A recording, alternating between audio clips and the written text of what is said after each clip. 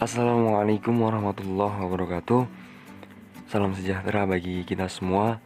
Semoga selalu diberi kesehatan sehingga kita terlindungi dan terhindar dari wabah yang sedang melanda saat ini. Oke, pada pertemuan kali ini kami akan membahas dari makalah yang telah kami buat dengan judul Kedudukan dan Dalil dalam Istinbat Hukum dalam Ijma maupun Qiyas. Tentu saja pada mata perkuliahan Usul Fikih Perbandingan dengan beliau, dosen pengampu, yaitu Bapak Maskur Rosyid. Nah, di sini berarti kita akan membahas tentang ijma dan kedudukannya sebagai dalil hukum, serta qiyas dan kedudukannya sebagai dalil hukum. Selanjutnya, kami akan memperkenalkan anggota dari kelompok kami, yaitu kelompok 3.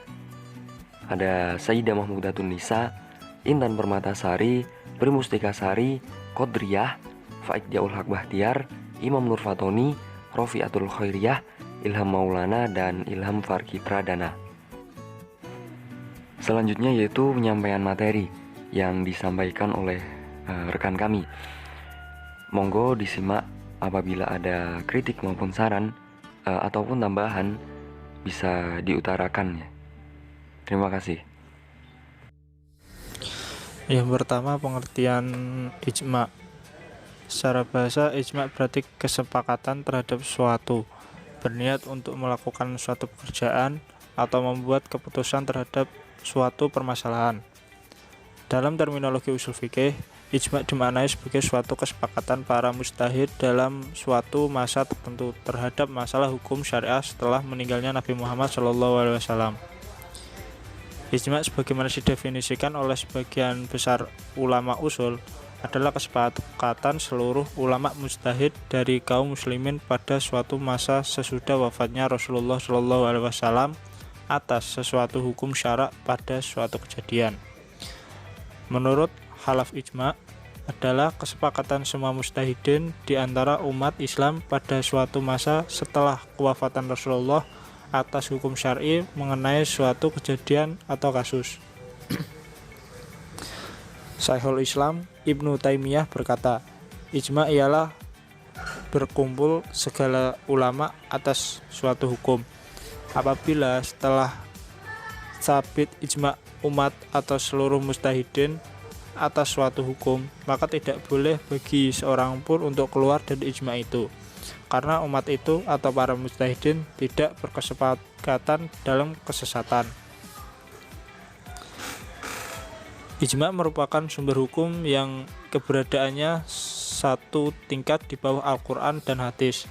Artinya, ijma memiliki sisi kehujahan yang tergolong sangat kuat. Ijma sebagaimana didefinisikan oleh sebagian besar ulama usul adalah kesepakatan seluruh ulama mujtahid dari kaum muslimin pada suatu masa sesudah wafatnya Rasulullah atas suatu hukum syara pada suatu kejadian. Maka dari definisi tersebut mulai muncul rukun, syarat, kedudukan hukum, serta kemungkinan hukum yang dan macamnya yang akan terjadi. Yang kedua, rukun ijma. Sebuah hukum ditetapkan sebagai ijma dan kedudukannya dianggap kuat apabila permasalahannya telah memenuhi rukun daripada ijma, yaitu yang pertama, pada saat permasalahan tersebut muncul, terdapat beberapa mujtahid yang lebih dari satu untuk memusyawarahkan dan menyepakati hukumnya. Artinya, apabila dalam suatu masa timbul persoalan hukum baru yang hanya terdapat seorang mujtahid saja, maka tidak dapat dilakukan sebuah kesepakatan hukum. Yang kedua, hukumnya dapat direalisasikan. Yang ketiga, kesepakatan tersebut dibuat atas dasar agama Islam. Artinya, tidak boleh melibatkan atau mempertimbangkan kenegaraan, kebangsaan tanpa memandang negeri asal. Maka menurut syara tidak dapat dikatakan sebagai ijma apabila hukum tersebut terbatas pada negara atau wilayah-wilayah tertentu, semisal terbatas pada Irak, Makkah, atau Indonesia saja. Yang keempat, para mujtahid memberikan argumentasi secara transparan baik secara lisan maupun perbuatan tentang kejadian atau peristiwa yang tengah terjadi. Setelah keempat rukun dapat diimplementasikan, maka hukum yang telah disepakati oleh para mujtahid dapat dikatakan sebagai ijma dan diakui sebagai undang-undang syara yang kedudukannya atau memiliki hujah satu tingkat setelah al-hadis yang tidak dapat ditolak ataupun ditentang. Sebagai bentuk kehujahan atas ijma sebagai dalil yang merupakan yang berkedudukan dibuktikan dengan nas dalam Al-Quran, Quran Surat An-Nisa ayat 59. Yang ketiga, macam-macam ijma. Ijma dibagi menjadi dua bentuk, yaitu ijma sukuti dan ijma syarih. Ijma syarih atau lafzi adalah kesepakatan para mujtahid baik melalui pendapat maupun perbuatan terhadap hukum masalah tertentu. Ijma syarih ini sangat langka terjadi sebab terjadi kesulitan dalam menyatukan para mujtahid dalam satu majelis atau forum yang sama untuk bermusyawarah. Sedangkan bentuk ijma yang kedua adalah ijma sukuti, yaitu kesepakatan ulama melalui cara seorang mujtahid atau lebih mengemukakan pendapatnya tentang hukum atau masalah dalam masa tertentu, kemudian pendapat itu tersebar luas serta diketahui orang banyak dan tidak ada seorang pun di antara mujtahid lain yang mengungkapkan perbedaan pendapat atau menyanggah pendapat itu setelah meneliti pendapat tersebut. Ijma sukuti ini pengaruhnya terhadap hukum yang bersifat zani atau tidak qat'i. Yang keempat, kedudukan ijma. Ijma menempati salah satu sumber hukum atau dalil hukum berada setelah Al-Quran dan Sunnah. Demikian pendapat beberapa jumhur ulama mengenai ijma. Hal ini menunjukkan bahwa betapa pentingnya kedudukan ijma sebagai hujah atau dalil hukum. Dalil-dalil yang ada pada ijma wajib untuk dipatuhi oleh semua umat muslim jika tidak ada dalam Al-Quran dan Sunnah. Jika tidak mematuhi hal yang ditetapkan dalam ijma, maka sama saja berarti tidak mematuhi terhadap apa yang telah ditetapkan dalam Al-Quran dan Sunnah. Hal ini karena dalil yang ada pada ijma sumber hukumnya juga berasal dari Al-Quran dan hadis.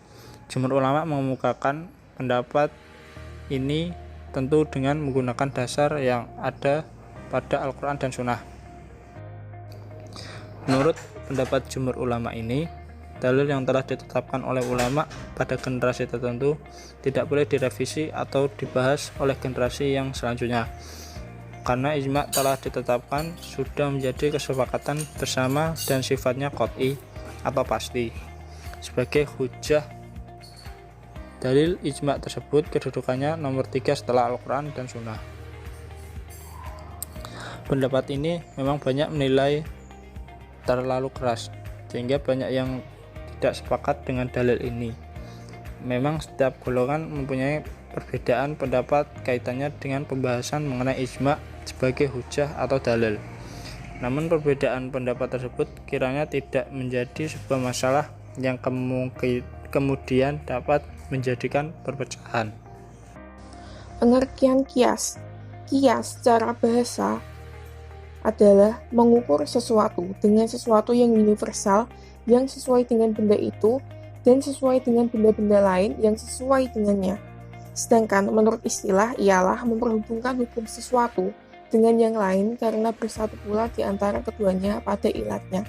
Secara etimologis, kias mensyaratkan dua hal yang dihubungkan satu sama lain oleh kesamaan. Kedua hal itu ialah keterkaitan dan hubungan. Kemudian objek atau pokok masalah kias menurut Ahmad Hasan ialah 1. Masalah yang dapat dipahami atau rasional. Yang kedua, masalah etimologi. Yang ketiga, sebab dan syarat. Yang keempat, sesuatu hal yang belum ada hukum asalnya dalam syariah. Yang kelima, peribadatan dasar. Yang keenam, hukuman dan denda sesuai yang telah ditentukan, baik dari segi kuantitas atau yang lain. Yang ketujuh, ketetapan khusus. Yang kedelapan, watak manusia. Yang kesembilan, ketetapan syariah secara umum. Selanjutnya, macam-macam kias. Macam-macam kias sendiri menurut Imam Syafi'i dibagi menjadi 3 berdasarkan kejelasan ilat, kesamaan dan prediksinya terhadap persoalan yang tidak termaktub dalam nas. Yang pertama yaitu kias aqwa, yaitu ilat pada cabang atau far'on lebih kuat ketimbang pada pokok atau asal. Contohnya dalam Al-Quran surah Al-Isra ayat 23.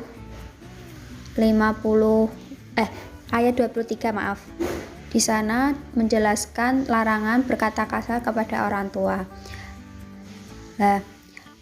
Lalu contohnya yaitu mengkiaskan memukul dengan berkata kasar tadi, karena dua-duanya bermakna menyakiti. Yang kedua yaitu kias musawi. Kias musawi adalah kekuatan ilat pada hukum jabran atau far'on sama dengan hukum asal atau hukum pada dasarnya. Contohnya mengkiaskan narkoba dengan khamar karena dua-duanya sama-sama memabukkan. Dan ketiga yaitu kias adna. Kias adna yaitu ilat pada cabang atau far'on lebih lemah daripada pokok atau asal. Contohnya mengkiaskan apel dengan gandum dalam libah fadl. Kemudian ada kedudukan kias. Berdasarkan pada beberapa pengertian tentang kias, dapat kita ambil benang merahnya bahwa pada dasarnya kias adalah penarikan kesimpulan atau inferensi dari suatu masalah hukum yang telah ditentukan hukumnya oleh nas untuk suatu masalah hukum yang belum ditentukan hukumnya oleh nas, karena di antara dua masalah hukum tersebut terdapat makna homonim yang disebut ilat. Dasar keabsahan kias sebagai landasan hukum. Keabsahan kias sebagai landasan hukum mendapatkan perbedaan pendapat di kalangan ulama usul fikih. Jumhur ulama usul fikih sepakat bahwa kias dapat dijadikan sebagai dasar dalam menetapkan hukum Islam sekaligus sebagai dalil hukum Islam yang bersifat praktis. Sedangkan menurut mazhab Nizamiyah, Zahiriyah, dan sebagian Syiah berpendapat sebaliknya bahwa kias tidak bisa dijadikan sebagai landasan hukum. Jumhur ulama yang berpendapat bahwa kias dapat dijadikan sebagai landasan hukum berpacu pada Quran Surat An-Nisa ayat 59.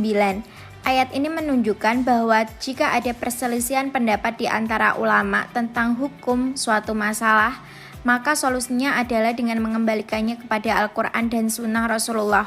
Cara mengembalikannya antara lain dengan kias. Yang kedua, hadis yang berisi dialog antara Rasulullah dengan sahabat Mu'adz bin Jabal ketika Mu'adz itu dikirim menjadi hakim di Yaman.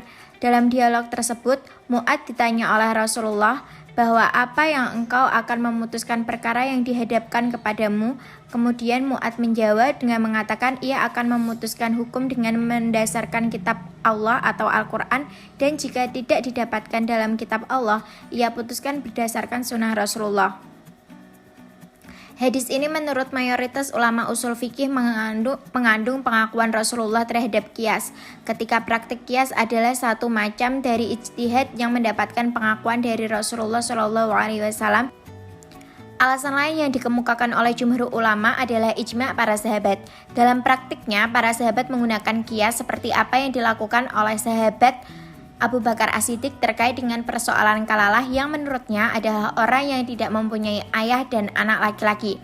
Pendapat Abu Bakar ini didasarkan Abu Bakar berdasarkan pendapat pribadi dan akalnya, dan kias termasuk ke dalam pendapat akal. Secara logika, menurut jumhur ulama usul fikih, hukum Allah mengandung kemaslahatan untuk umat manusia, dan untuk itulah maka hukum disyariatkan.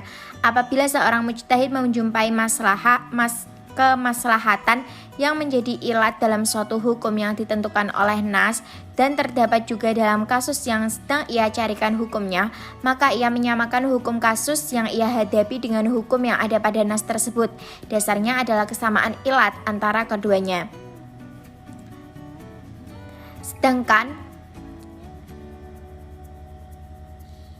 Menurut madhab Nidhamiyah, Zahiriyah, dan sebagian Syiah yang berpendapat bahwa kias tidak dapat dijadikan landasan hukum berargumen pada Quran Surat Al-Hujurat ayat 1. Ayat ini menurut mereka melarang seseorang untuk beramal dengan sesuatu yang tidak ada dalam Al-Quran dan Sunnah. Sehingga menurut mereka, kias tidak dapat dijadikan pedoman atau merupakan sikap beramal dengan sesuatu yang di luar Al-Quran dan Sunnah Rasulullah, sehingga mereka berpendapat bahwa kias dilarang.